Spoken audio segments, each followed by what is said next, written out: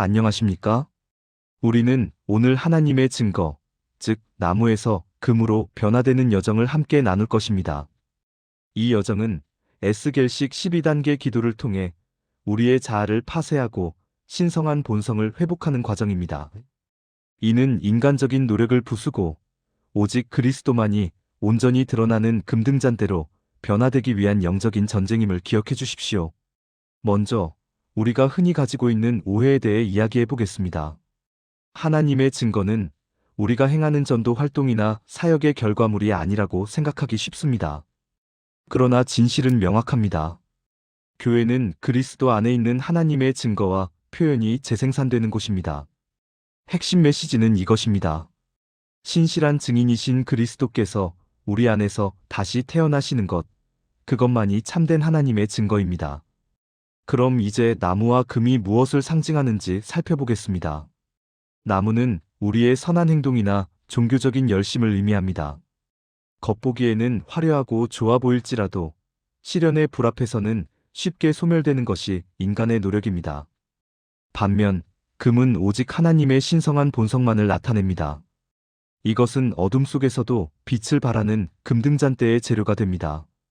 이제 우리는 내면의 나무를 태우고 금을 드러내기 위해 우리의 무의식이라는 전장으로 함께 내려갈 것을 초대합니다. 이제 제2막 하강의 단계입니다. 1단계는 무의식의 문을 열며 시작됩니다. 주여, 우리는 하나님의 증거를 인간의 행위로 오해하는 무의식의 깊은 곳으로 들어갑니다.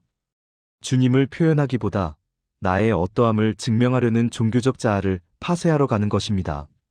나의 혼, 곧 에스겔과 나의 영, 엘리야가 연합하여 이 거짓된 자기 증거를 대면할 것입니다. 2단계는 표면 방어 구조와의 대면입니다.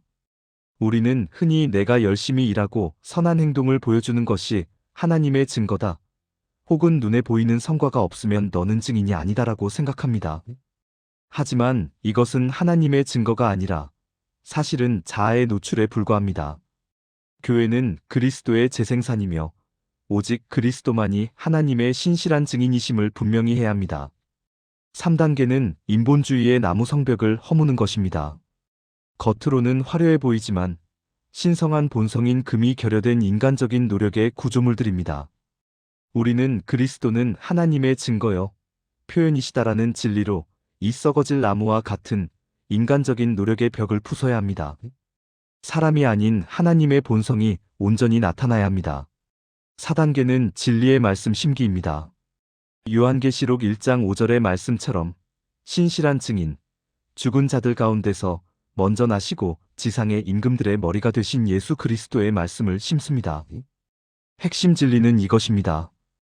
교회는 그리스도 안에 있는 하나님의 증거와 표현의 재생산입니다. 이 진리가 우리 안에 깊이 뿌리내려야 합니다. 5단계는 고난의 방입니다. 이는 환경에 대한 우리의 오해를 다룹니다. 우리는 종종 고난을 단순히 장애물로 보고 이 고난은 나를 파괴할 뿐이다, 하나님은 왜 나를 힘들게 하시는가? 라고 묻습니다. 우리는 환경 속에서 주님의 다루심을 거부하고 여전히 자신의 모양을 유지하려 하는 경향이 있습니다.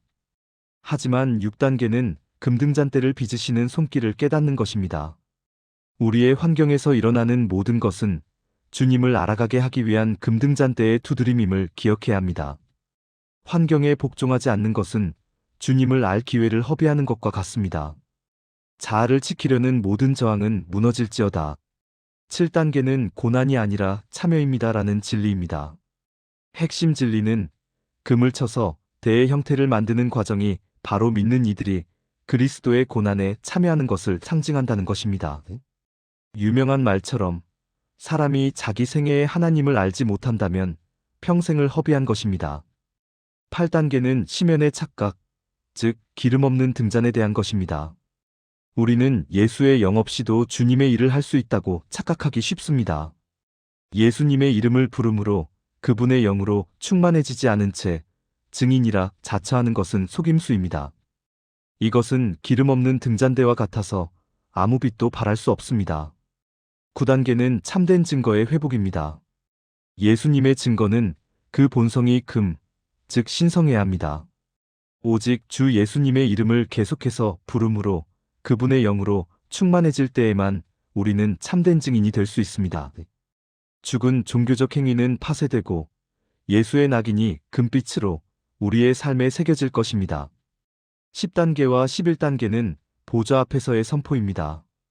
주여, 하나님의 증거를 자신의 노력으로 대신하려던 모든 속임수는 이제 무너졌습니다. 이제 우리는 환경 속에서 주님의 다루심을 기꺼이 받아들여 그리스도의 단체적인 표현으로 지어져 갑니다.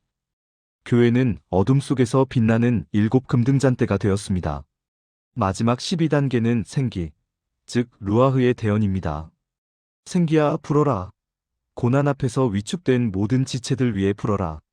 환경을 통해 자신을 계시하시는 하나님의 음성을 듣게 될지어다.